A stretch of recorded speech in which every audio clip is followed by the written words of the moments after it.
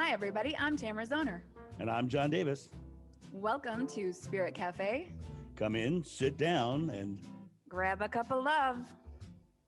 a Spirituality Without the Guilt podcast. Crikey. Crikey. I've traveled the world looking for people who knew the secret.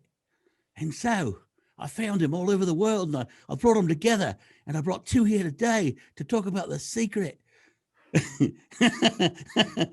Hi guys, John Davis here, and I'm here with the lovely Tamara Zoner as usual. And today we're going to talk about the law of attraction. Hi Tamara, how are you?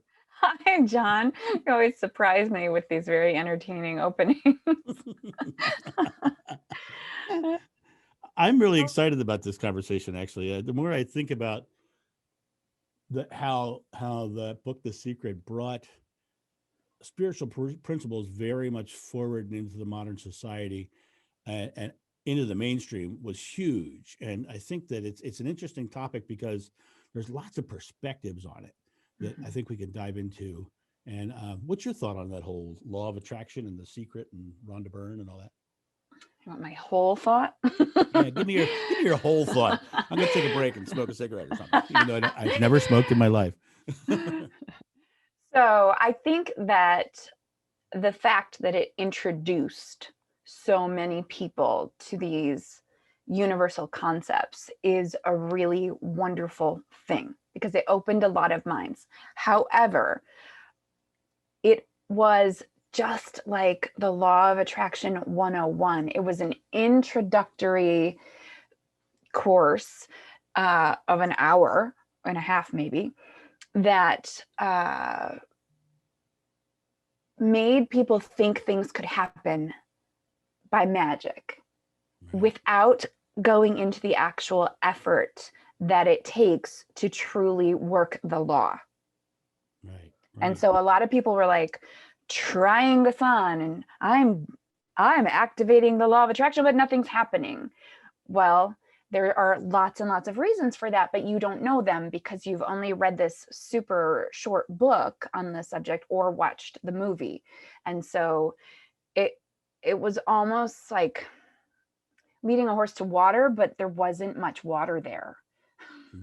Right. Not enough for a good full drink. So that's one of my thoughts. all these thirsty horses running. Yeah, they're all like, hey, I thought there was water here. I'm thinking about water, but the water is not just showing up for me.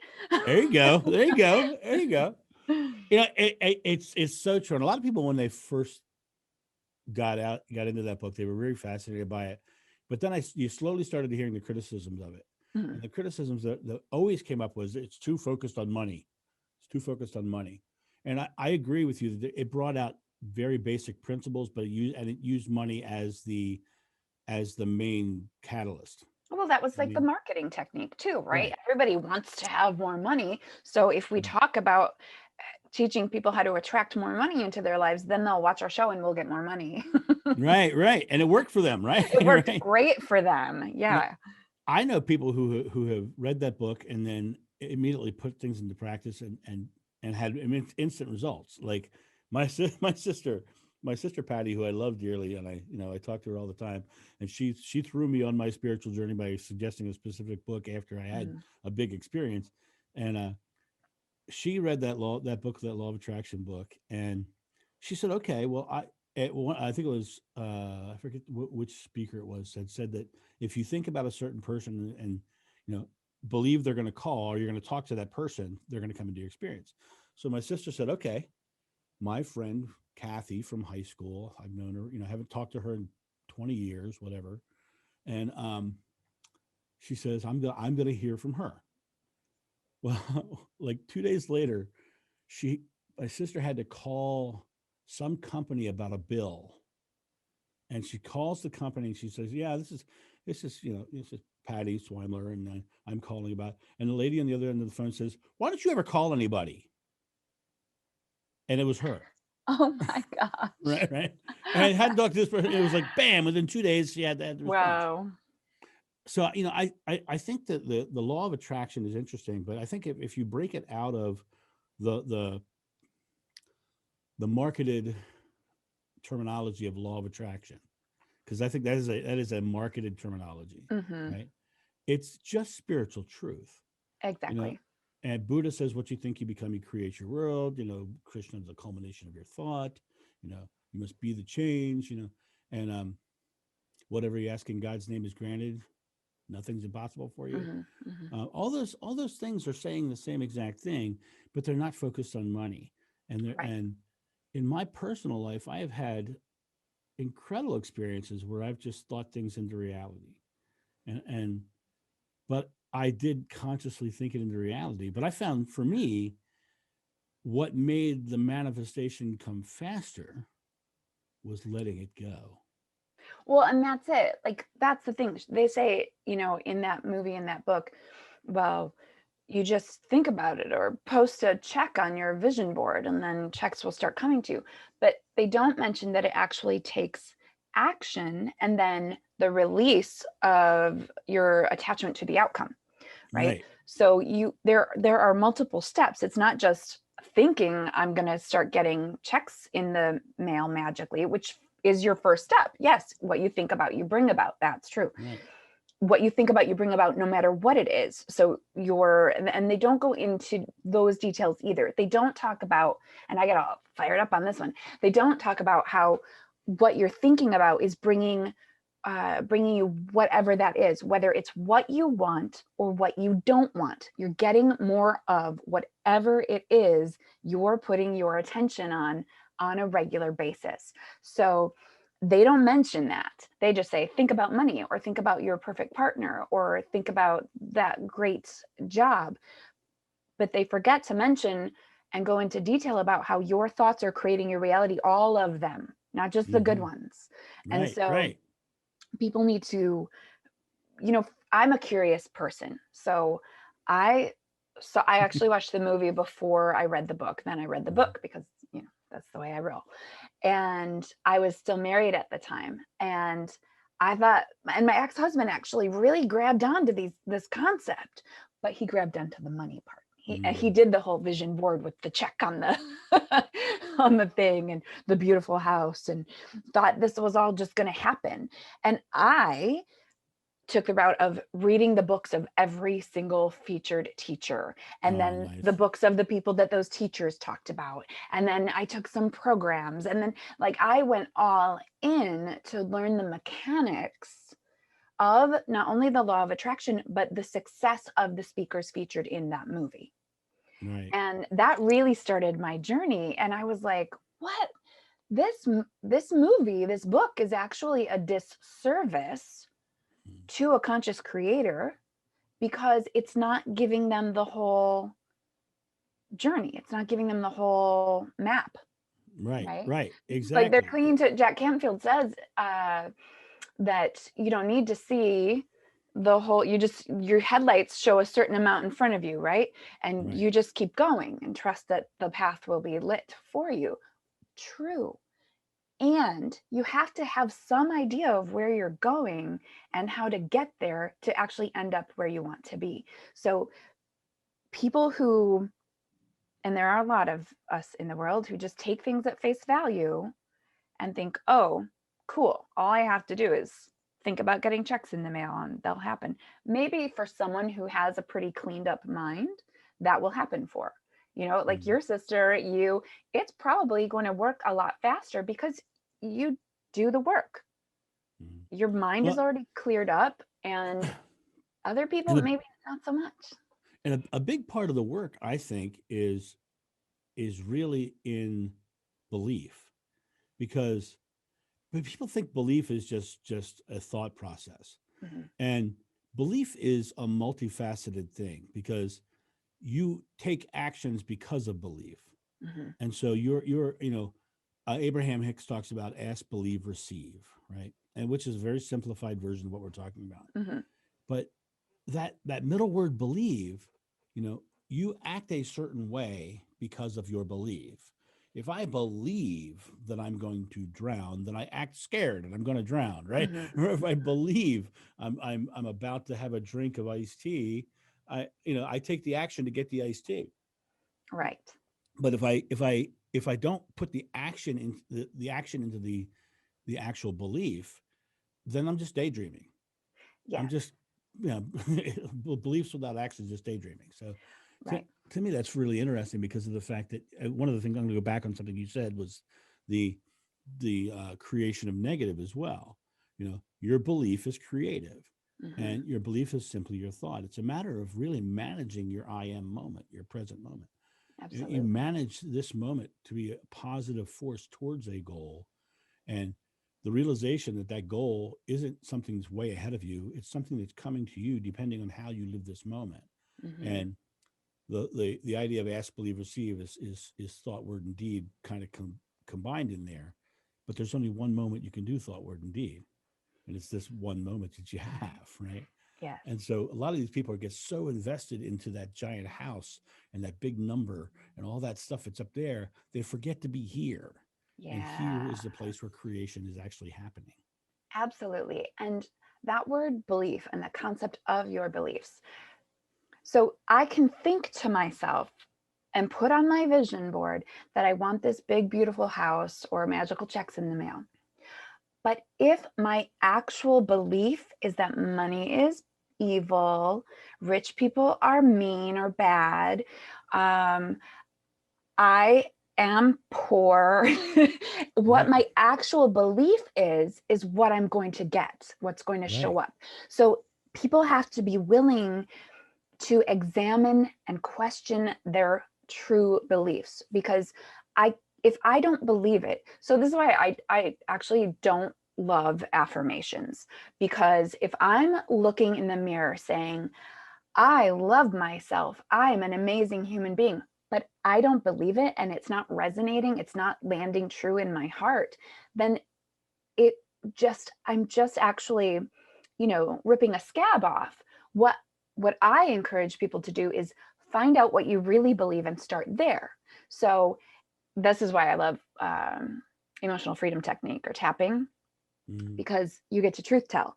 And so you start with that. I don't really like myself very much, but I want to.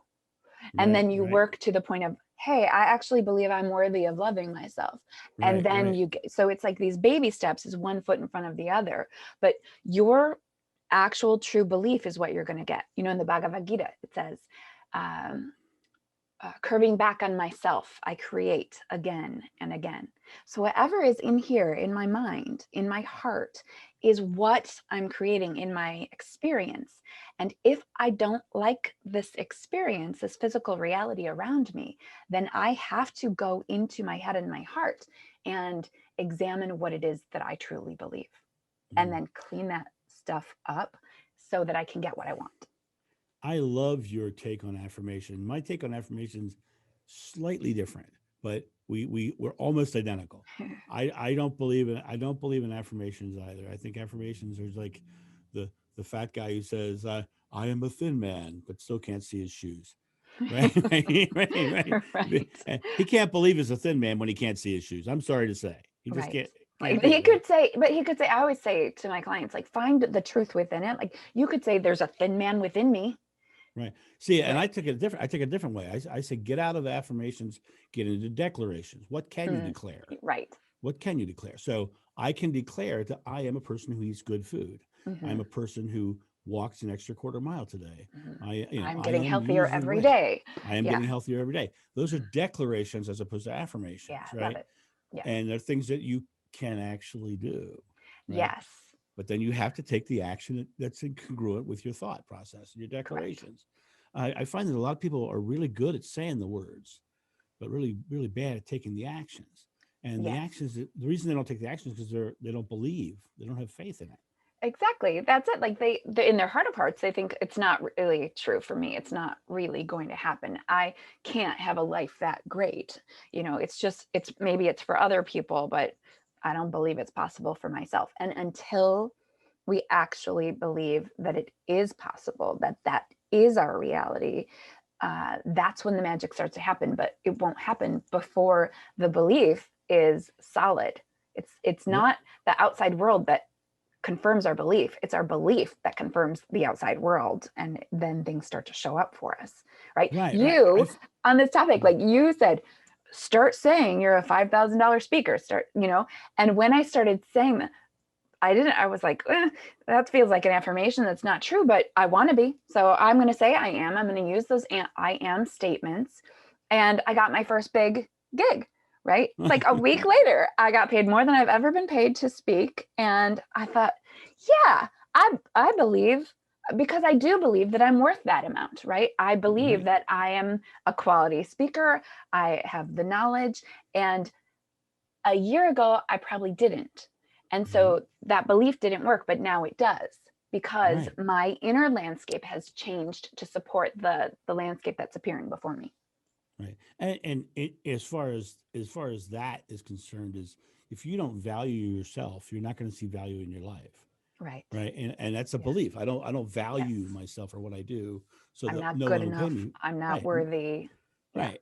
Exactly. And to me, I find the whole concept of unbelievable.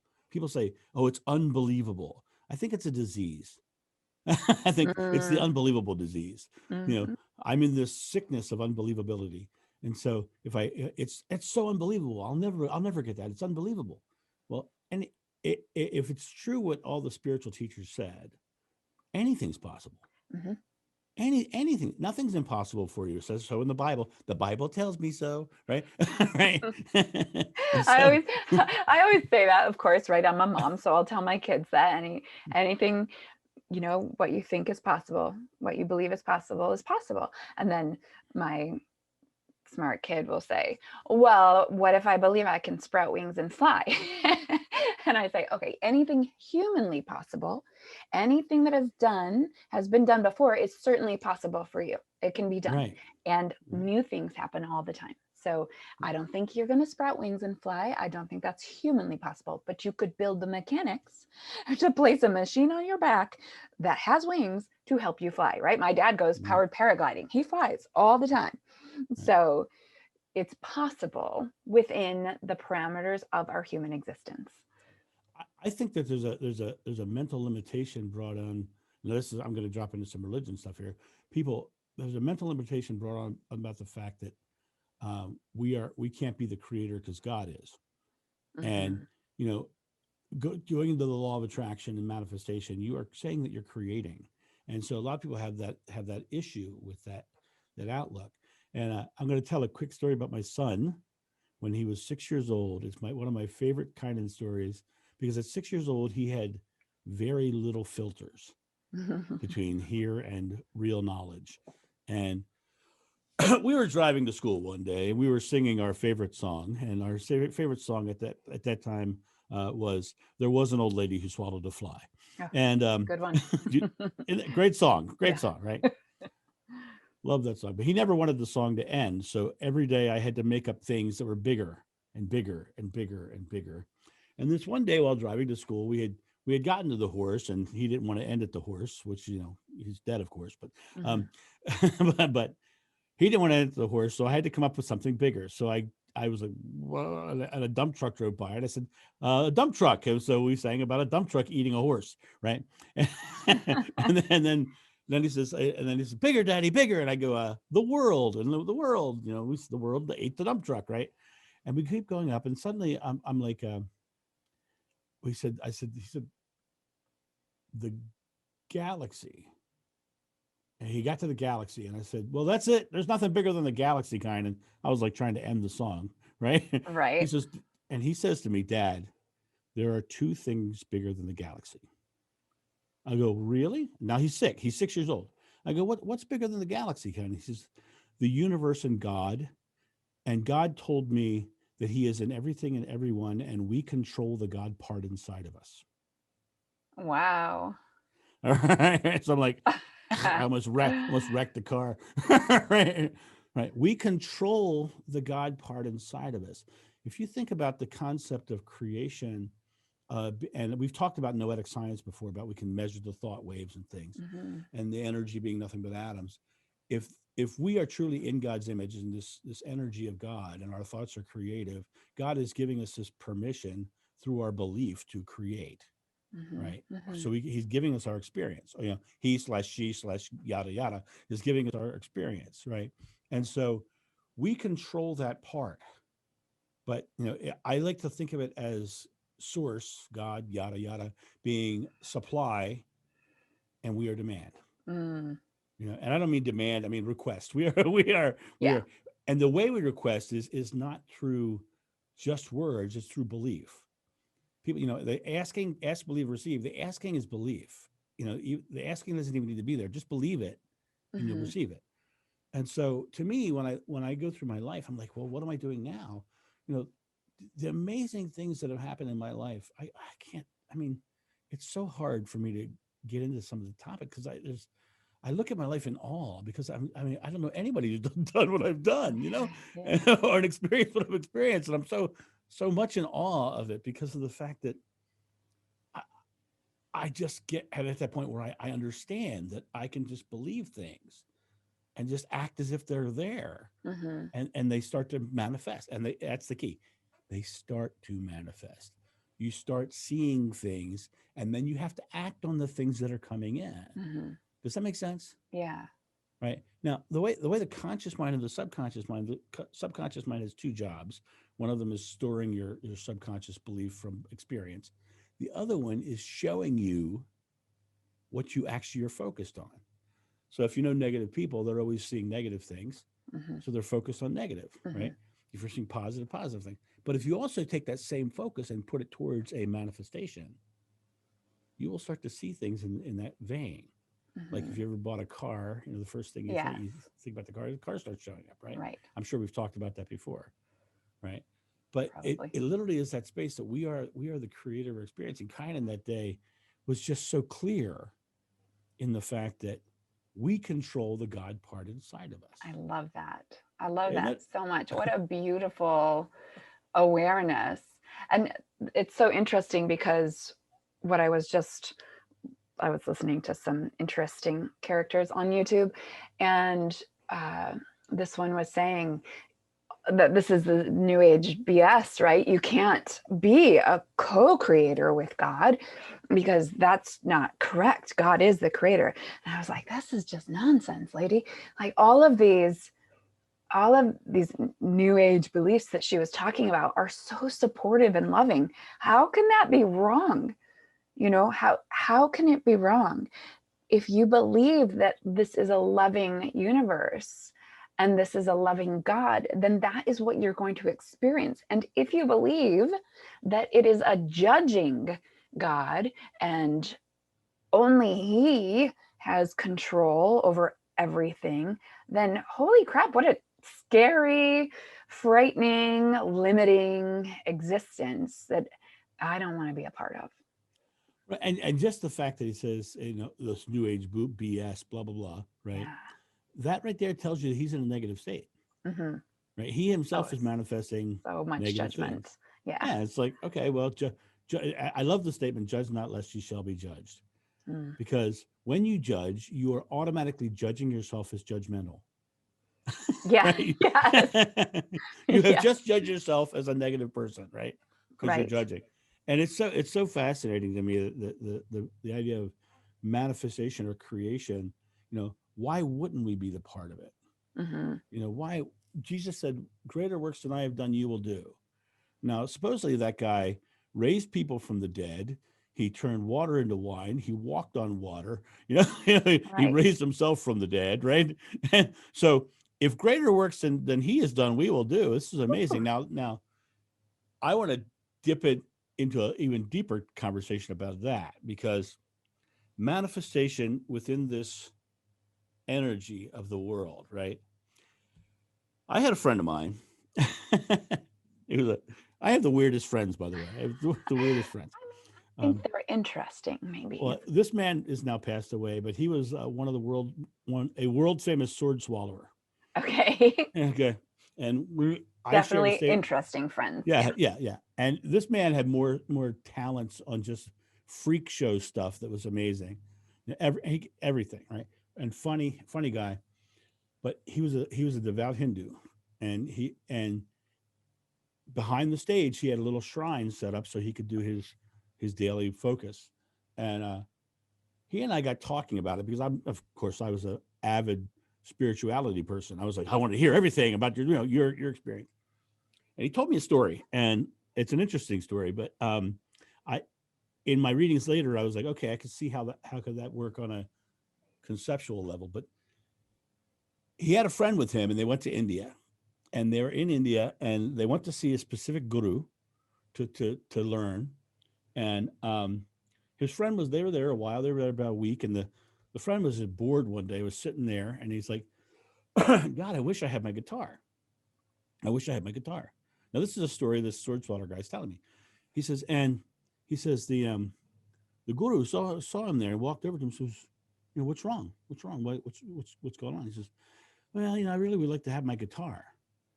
And he says, well, where is it? He says, it's in San Francisco. And he goes, oh, okay. And the guru walks away. And Johnny said, the guy's name was Johnny, the sword swatter. 30 minutes later, the guru came back and handed him his guitar and a bag. And handed him his guitar and a bag. And in the bag was the guy's favorite candy bar and a receipt from the store at the corner of his street for that day. Okay. Now they're in India, not San Francisco, right? Right. So, and Johnny says he swore to God it was true. Johnny's passed away now, but he came to me after he died too, which was I'll tell you another story another time. But he literally was just told this story. Now, so I start going, okay, how's that possible? How did he manifest this guy's guitar? How did he do that? Right. How did he create that? Then I found in one of the Hindu texts an interesting concept. And it was about a guru who came to a river, and the river was too rough for him to get across. So he thought himself to the other side and then brought his physical self to the consciousness. And so he crossed the river without crossing the river. He just appeared on the other side, basically. So if we are truly thought within energy, can we take our thoughts somewhere else and manifest our thought into physical reality? In being our body or our form. Oh, it'd be fun to try. Oh baby. That has been something I've been working on for years. Oh man. I haven't figured that one out yet, but I will. And they see, I just said I haven't figured that out yet. That's a belief right there, right? Well, yes, but so is I will. But here's the trick. I am. You believe that you will in the future, so it's always in the future. Right. I am learning. I am getting that skill as a different animal. Right? Like that's one thing I always ask people to, in the passion test, it's about creating your ideal life, and it's about defining what that looks like. And so language is so vital. So if someone writes down that their passion is, I will be healthy, blah, blah, blah.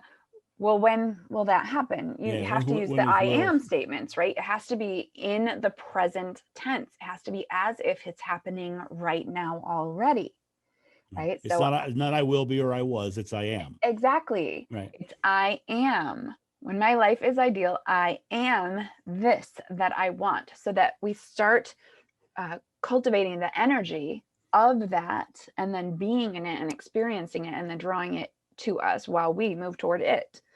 And, for all those people listening who are like, well, they said that's just a 101 course. So what is the real trick? So I'll share what I believe is the 3-step formula with the law of attraction. And that's the intention, right? So first you consciously state what you choose to create in your life. You set the intention that you want, whatever it is you want to manifest. Maybe it's that healthy body. So I have a healthy body. I am full of energy and vitality. Okay. 2, you put your attention on it, because what you put your attention on grows stronger in your life, whether it's what you want or what you don't, like I said.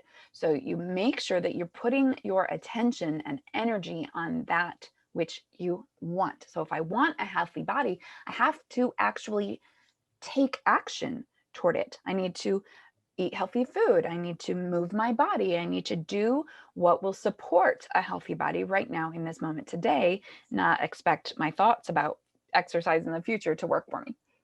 And then I I let go, right? We talked about that letting go, that release of attachment on the outcome.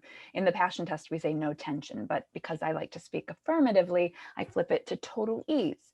So you take all the action that you can take, that you can think of in your human brain, and then you let it go to source, to be your co-creator, your partner in that creation. And that's because we're limited, and all that is unlimited. And so when we work together, we set the intention, put our attention, and then we let go, total ease. That's when things start to feel like they magically happen, but it's because you've followed the formula that is in fact manifestation. That's perfect. Perfect. Thank you for letting me share that with our listeners. So we are going to wrap up this episode of Spirit Cafe, and we invite you to share your stories of manifestation with us on our Facebook page or in a review on whichever platform you listen to podcasts, and ask your questions too. We love to continue the conversation with you off air. Any last words, John? Parting words, that would be, not last words. Go create, period. Period. Create a life you love, folks. We love you, and thank you for being here. See you next time. Thank you for joining us at Spirit Cafe, a place where you can safely explore your spirituality without the guilt or dogma of religion. Leave all comments and suggestions on the Spirit Cafe podcast Facebook page.